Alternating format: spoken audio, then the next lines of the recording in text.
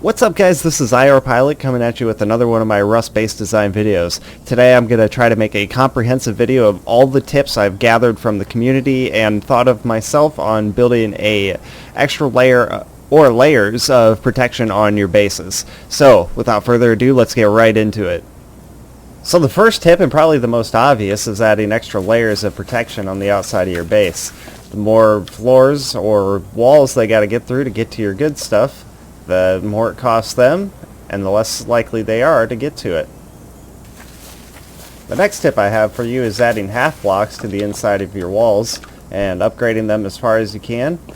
This is going to add an extra layer of protection on the inside of these walls. This can also be encased inside of walls itself, adding more protection. So obviously you would have wanted to upgrade all those blocks as high as you could before sealing that in, because you're not going to be able to get to them again.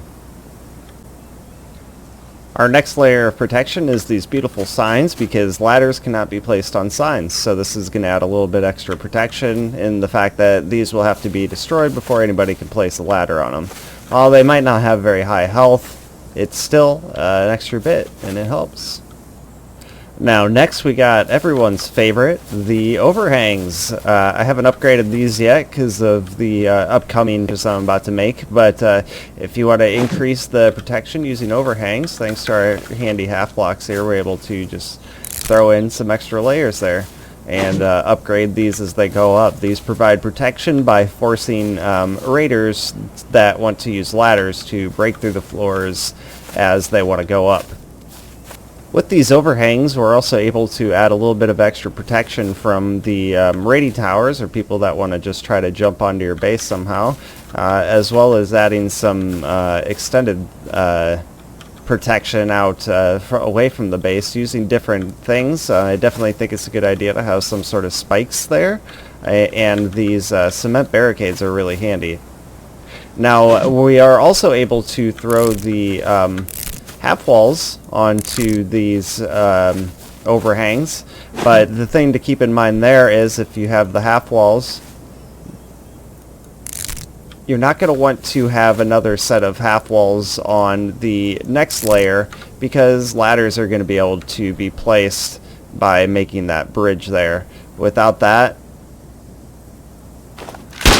the half wall right there, we're not able to place the ladder. One thing you can do on your next layer up, since you can't place the half walls like this, is to use the cement barricades. And the cement barricades are actually able to be placed really close together. That's not even as close as they're able to be placed. You can pretty much overlap them at the distance of the top, just right against each other.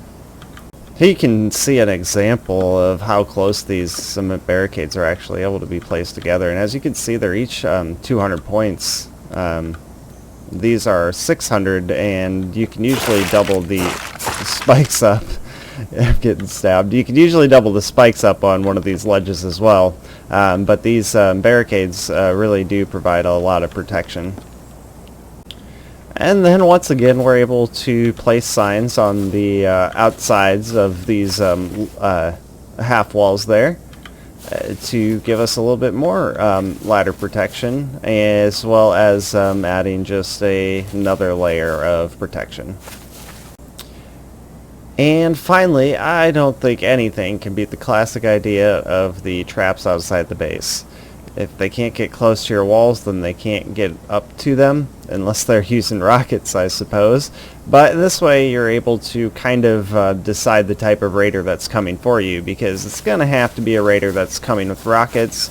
Otherwise you're going to end up forcing a specific path through your base, and you could have a lot of walls to kind of funnel people to where you want them. Well, I hope you guys found this video useful. I spent a little bit of time on it, at least I could say, and I hope it was as comprehensive as I set it out to be.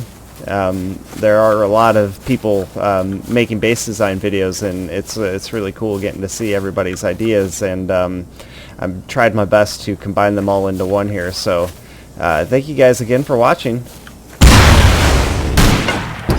Peace.